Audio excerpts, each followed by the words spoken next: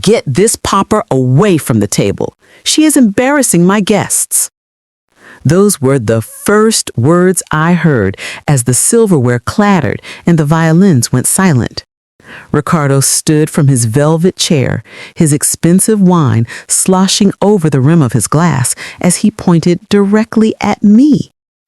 His face was red with arrogance, his voice echoing against the golden chandeliers of the luxury dining hall. 2 uniformed security guards stiffened at the corner of the room, awaiting his command. Every guest at that long, polished table, 24 of them, all dressed in suits and diamond necklaces, turned their faces away in rehearsed politeness. Some pretended to sip their wine. Others leaned into dull conversations that did not exist a second ago. Not a single soul met my eyes. Not even my daughter. Bernice squeezed her napkin in her lap, but did not look at me. She kept her gaze lowered, as if I had already become invisible. Her silence was not confusion. It was acceptance. I rose slowly from my seat. My simple floral blouse and worn leather purse did not match the shimmering silks and tailored tuxedo surrounding me, but my spine remained straight. One of the guards approached, hesitant. Ricardo snapped his fingers. "Do not hesitate. She is not a guest here. She is—" I lifted my hand gently. He stopped mid-sentence. I turned my head just enough for my voice to travel clearly through the stunned hall. "Careful whose chair you try to pull from under them, Ricardo. You may soon discover it was never your table to begin with." The silence that followed was colder than winter. I walked out without another word. Thank you to every loyal listener who has stood by me through stories of betrayal and rebirth. Your support gives me courage to speak the truth. And to those joining for the first time, welcome. I cannot wait for you to hit that subscribe button and walk this journey with me. Your likes and comments fuel this channel more than you know, so please tell me, what would you have done in that moment? Would you have spoken or walked away as I did? Now, allow me to take you back to the years before that night, so you may understand why my silence was not defeat, but strategy. I was not born into wealth. I spent 40 years bending over sewing machines, stitching gowns for women who never bothered to learn my name. I raised my daughter alone, saving every penny. While others bought jewelry, I bought fabric. While others bragged of vacations, I spoke proudly of well-stitched hems. Bernice married upward, or so she believed. Ricardo came from a family that valued appearances over integrity. He shook hands not with warmth, but with calculation. I saw it from the beginning, but a mother must sometimes step aside. Even when he insisted on hosting lavish dinners where I sat quietly at the corner. Even when he gifted me clothes 2 sizes too small, saying, "Perhaps this will motivate you." I endured. But something in me shifted that night, not when he shouted, not when the guests turned away. It shifted when I looked at my daughter and she chose comfort over blood. I did not drive home in tears. I drove in silence. But silence is not always weakness. Sometimes silence is the sound of strategy forming. Because while Ricardo believed he had torn away my dignity, he did not know he had just signed his own downfall. I did not sleep that night. I sat at my kitchen table with a cup of peppermint tea, letting the steam rise against my face as memories fluttered through my mind like ghosts waiting to be acknowledged. I thought of the man who once believed in me, the only man in business who ever treated me like more than a seamstress. His name was Harold Whitmore, founder of Whitmore Tellier, a struggling fashion startup I had met 30 years ago when they were nothing more than a cramped workspace over a bakery. I had been hired to hem a batch of defective dresses they could not afford to lose. I stayed 2 extra nights without pay to fix every single stitch. When Harold offered me cash as thanks, I refused. Instead, I did something that shocked even him. I told him, "I do not want your money. I want your shares." I invested everything I had. My life savings, my late mother's jewelry, even the deed to my small house. Everyone said I was mad, but I believed in fabric. I believed in quality, and I believed in loyalty. Decades passed. Whitmere Atelier evolved into Whitmore & Co., one of the most prestigious luxury fashion houses in the country, dressing celebrities, politicians, and royalty. Reporters called it a miracle turnaround. Investors called it market dominance. But they never said my name. Because I never asked them to. I chose to remain the silent 51% shareholder, hidden, unseen, watching. And Ricardo, my dear son-in-law with a silver tongue and a golden ego, had recently joined Whitmore & Co. as head of public relations, spreading his charm like expensive cologne. He strutted through the office halls like a peacock, completely unaware that every board decision, every expansion strategy, every executive bonus was approved by the woman he had just called a pauper. I set down my cup and reached for my phone. I dialed Mr. Gallagher, my attorney of 14 years, a man who respected confidentiality more than oxygen. He answered on the first ring. "Mrs. Annette, I expected your call." I said, "Prepare the board and transfer full voting control to me for the next session. It is time." There was no hesitation. "Understood." "And Ricardo?" I replied, "He will receive an invitation, but not the one he expects." The following morning, as the city of Indianapolis glistened beneath the sunrise, emails went out quietly. A confidential, urgent board assembly was scheduled for Friday. Mandatory attendance. Failure to appear would be considered forfeiture of influence. Ricardo received a different message, a crisp, formal letter bearing my signature. "Mr. Ricardo Emerson, your presence is required this Friday at 9 a.m. in Conference Hall A. The matter concerns your recent conduct and performance. Prepare accordingly. A.F." He must have stared at those initials for hours, searching his memory. He had seen them printed on executive decisions, seen them stamped onto policy approvals, yet never bothered to ask who they belonged to. Soon, he would learn. That week, he strutted through dinners and social gatherings, bragging that he had been summoned for a likely promotion. He had no idea he was rehearsing for his downfall. On Thursday evening, Bernice called me. Her voice was hesitant, shaky. "Mother, are you still upset?" I let silence answer for me. She continued nervously. "Ricardo said you embarrassed him the other night by walking out. He said—" I cut her off.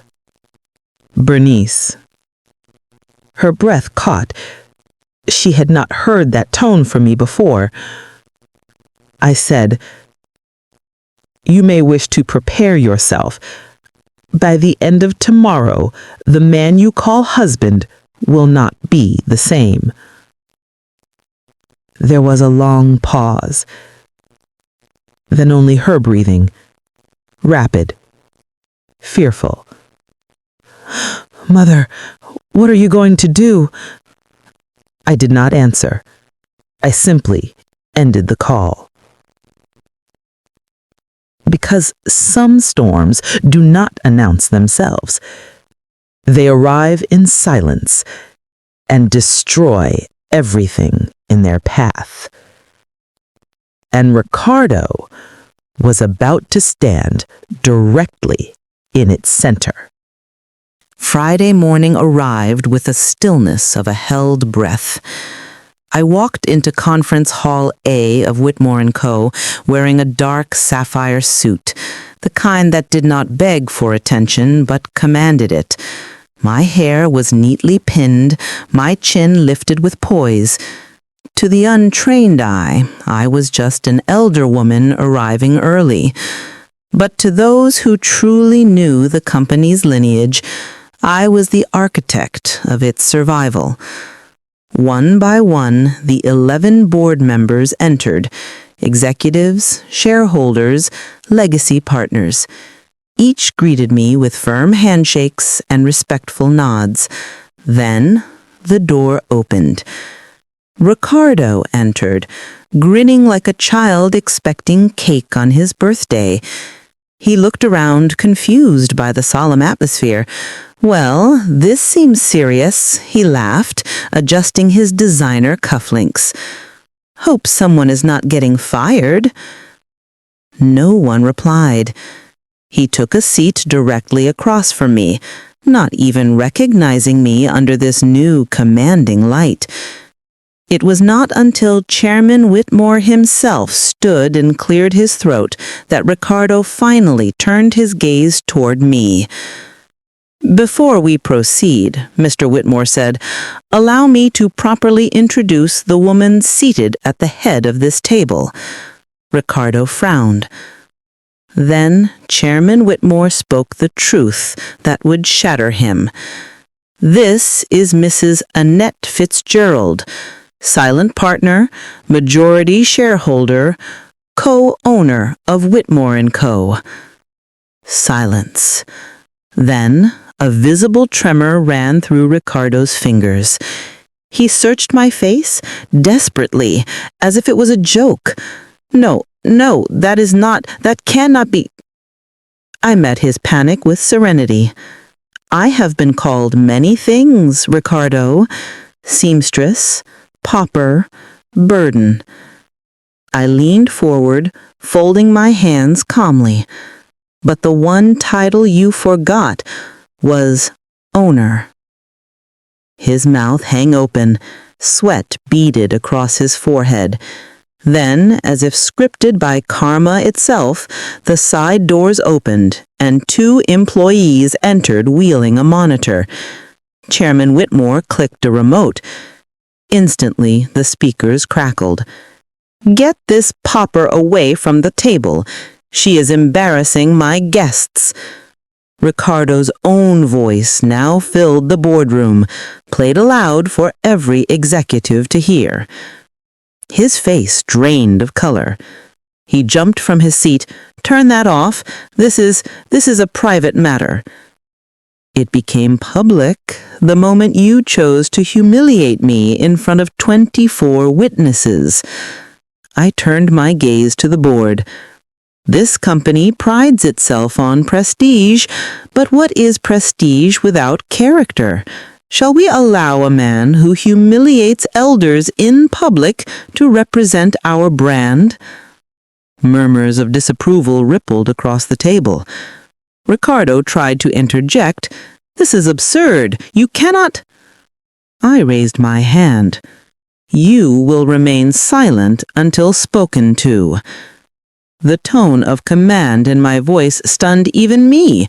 It was not anger, it was authority, the kind that did not shout because it did not need to. I stood.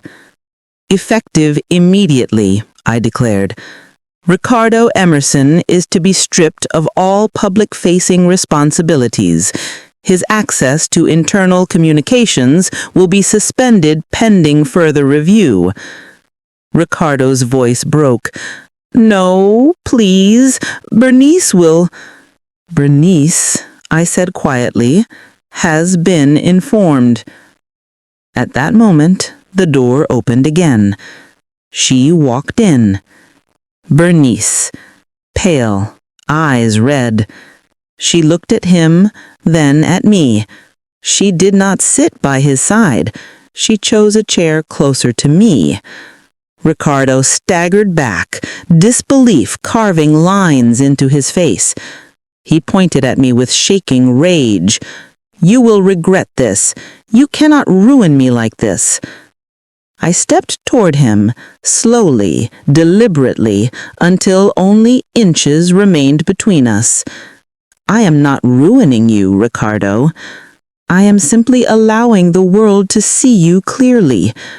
His lips trembled. What happens now? I let the silence linger, heavy as judgment. Then I spoke. What happens now will be decided not by me. I turned my head toward the entrance, but by someone else. Ricardo stood frozen, eyes darting toward the door as it opened.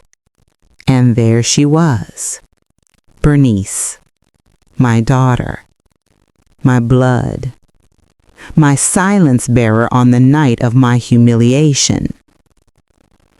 Her heels clicked against the marble floor like a metronome counting down his final seconds of power. She did not rush to his side. She did not offer him a hand. Instead, she stopped beside me, her posture trembling but resolute. The boardroom air grew heavy.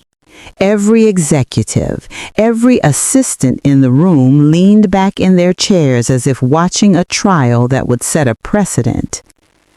Ricardo whispered, his voice cracking. Bernice, tell them this is madness.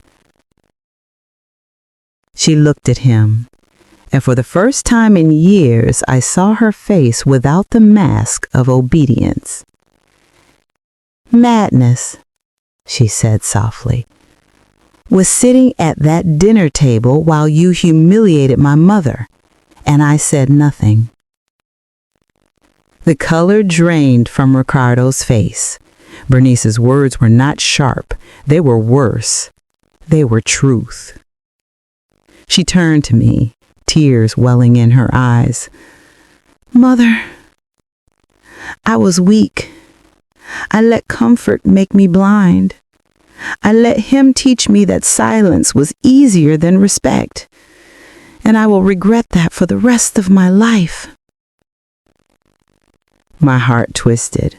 For decades I had longed to hear such words, but justice still had to be served. I faced Ricardo. My voice was calm, my wrath tightly controlled. This board has seen your arrogance, your cruelty, your disrespect.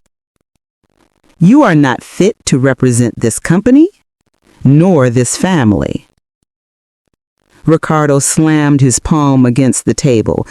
You cannot humiliate me like this. I have connections, allies, influence. I raised my hand, cutting through his tirade. You had influence. But influence without respect is like silk sewn with rotten thread. Eventually, it tears. The chairman nodded toward me. Mrs. Fitzgerald, as majority shareholder, the final decision is yours. The room fell silent. I turned my gaze to Bernice. No, I said slowly, it is not mine. She looked at me in shock. I placed my hand gently over hers. This is your choice, daughter. You allowed his shadow to cover your voice for too long. Now you must decide. Will you keep him as your partner or free yourself from the prison of his arrogance? The room seemed to hold its breath. Ricardo staggered toward her. "Bernice, do not listen to her. She is twisting." Her voice cut him clean. "Enough." She stood, her tears now sharpened into steel. "Ricardo Emerson, you are no longer my husband. And as far as this company is concerned, you are no one at all." Gasps spread around the table. Ricardo's knees buckled. He collapsed into his chair, his face pale, his pride shattered into fragments that no amount of wealth could glue back together. Two security guards stepped forward, the same type of men he once summoned to drag me away. But this time it was his turn. "Escort Mr. Emerson from the building and ensure he never returns." They obeyed without hesitation. As he was let out, Ricardo twisted his neck to glare back at me, but his words faltered. For the first time since I had known him, he had nothing left to say. When the doors shut behind him, silence reigned. Bernice turned to me, trembling. "Mother, can you ever forgive me?" I embraced her, my voice steady. "Forgiveness is not a gift, Bernice. It is a bridge. And today you chose to walk across it. Let us not waste this chance." She wept into my shoulder, and in that moment my anger softened into something purer, not weakness, but release. That evening, as I returned home, I stood before my modest mirror. My reflection stared back. 65 years old, hair streaked with silver, lines etched by years of labor and sacrifice. But behind those lines burned a light no insult could extinguish. I whispered to myself, "Never mistake silence for weakness. Some of us are not loud because we are powerless. We are quiet because we are calculating. And when the time comes, our voice can end dynasties." Thank you, dear listeners, for walking through this storm with me. Tell me in the comments, if you were in my place, would you have forgiven Ricardo, or would you have let him fall as I did? Your voices give these stories life. Do not forget to like, share, and subscribe for more true tales of betrayal, justice, and redemption.